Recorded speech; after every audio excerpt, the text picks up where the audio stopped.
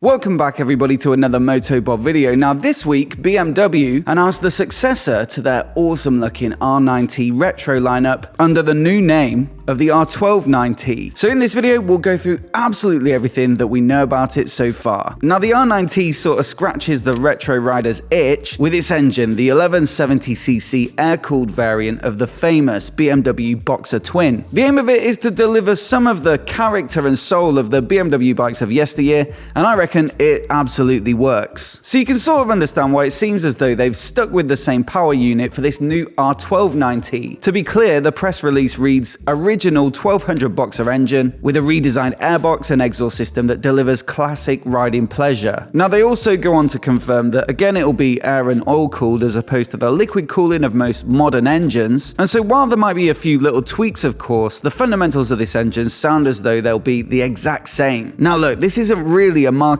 sector where like huge power figures and the latest engine tech are necessarily that important in terms of marketing the product, certainly compared to like super nakeds or sports bikes. And so this engine fits the bill perfectly. It's got loads of torque and mid-range, it's got that signature Boxer Twin side-to-side rock, and also a distinctive exhaust note that's like nothing else in the retro segment. Character is the name of the game here, and this engine already plays that role exceptionally well. Now the cylinder head covers are admittedly a little bit different, but this looks to be more of a styling tweak more than anything, and I think they do help to make it look a little more retro than the previous gens, so perhaps more in keeping with the rest of the bike, but otherwise I'd expect similar performance figures of around the 110 horsepower mark and 116 newton meters of peak torque. Now some of the chassis does look quite similar, so you've got the same upside down forks as the current range topping R9T, fully adjustable from the looks of this photo with the adjusters on the top of the fork there. You got pretty much the same 4-pot radially mounted Brembo brakes, which are well-spec'd and absolutely up to the job for this style of motorcycle. You've still got the Paralever single-sided shaft drive swing arm, spoke wheels to help with the sort of classic look, and then modern Michelin Road 5 tires, which are a solid all-rounder and the perfect choice for a road-specific bike like this. I don't think anyone really had any complaints about the,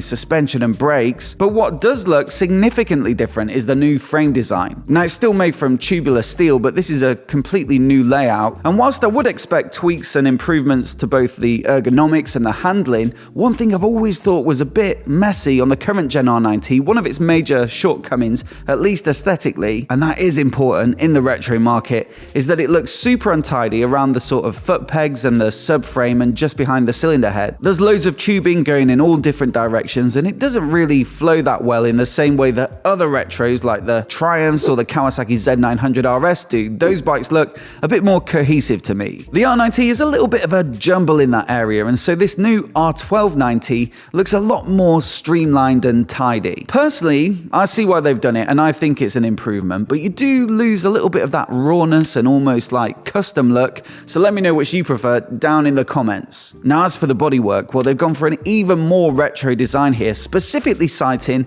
the iconic R90S of the 1970s. There's a new tank shape, and if you put them side by side you can see exactly what they mean. The new R12 nineT is a more blocky and upright design, and of course you've got the sort of knee pads as well, which do hark back to that original. The current R9T is perhaps a little bit more curvy and modern looking, and also it has that air intake on the side, which is a really distinctive design feature, but you gotta say it's not really reminiscent of BMWs of the past, and so perhaps that's why they've removed it. Also, manufacturers have to make each new iteration of a motorcycle comply with the latest in emissions regulations, hence why they say they've reworked the air intake and the exhaust system, and so perhaps that's part of the decision as well, a new design that's required them to move it under the seat. Maybe it's a little bit bigger or something like that. Now as such, you've got side panels now which do look more in keeping with the retro theme, and perhaps also helps to make the whole bike look a little bit more balanced. I mean, the current R9T does look a bit skinny at the tail end. Now they've also shown this new prototype as a single seat setup, so firstly that's interesting because the current bike has welded on passenger pegs, and so they're permanently fixed on. This new R12 nineT I assume will have them bolted on so they can be removed or put back on. And then also you've got this new seat cowl, which I think is a bit more in keeping with the fuel tank shape. That's another detail of the current generation that never quite looked right to me. The seat cowl geometry doesn't really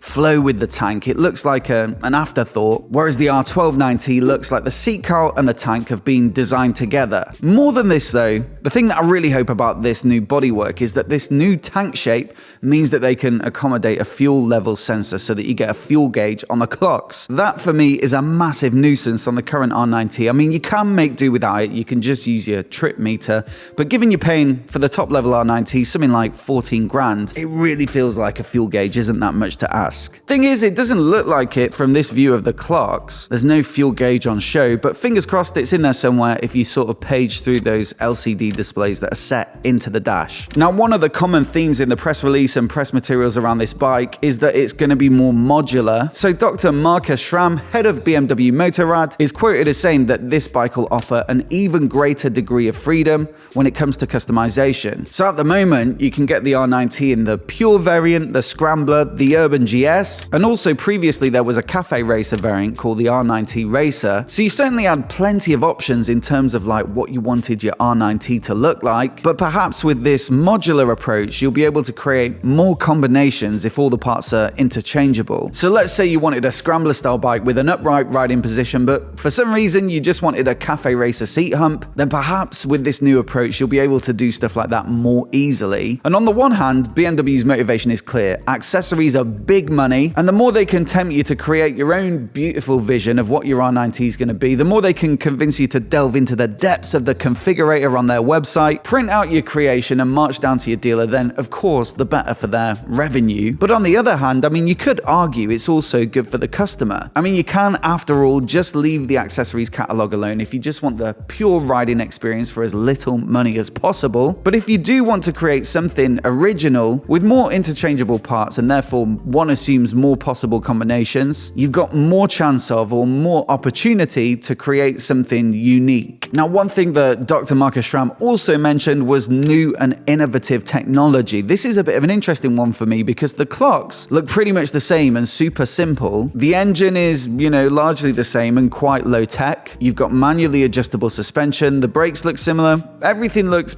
old school and retro and not massively different to the previous gen. It's the frame and the bodywork that are the big changes. And so I'm wondering what new and innovative tech there could possibly be. Maybe more of their rider aids and modes, but there can't be that much because there's not a great deal of space to manage it on the screen. I guess we'll find out in due course. But another thing that's interesting to me from this first announcement is the way that they've named the bike. So in their words, the number 12 in the model designation refers to the engine capacity, as with many models in the history of BMW Motorrad, such as the current R18. So yeah, it seems like they're going down this route to make the model naming a little easier to understand and also more consistent between the bikes. But also still, you've got the 9T suffix here, and so that has me wondering if they're going to create more variants on this R12 platform. Perhaps something like an R12 Cruiser, like a baby R18. Certainly looks very interesting to me. We're expecting the full details of this bike in the launch season, so November 2023. But in the meantime, as always, I'd love to know what you think of it down in the comments below, so do let me know. And also recently, Tim took out the R9T Scrambler to review it for the channel. A brilliant little bike, so if you haven't seen that video already, I'll link to it on the screen here. Give it a click, give it a watch, let us know what you think. Many thanks for watching today, and we'll see you in the next one.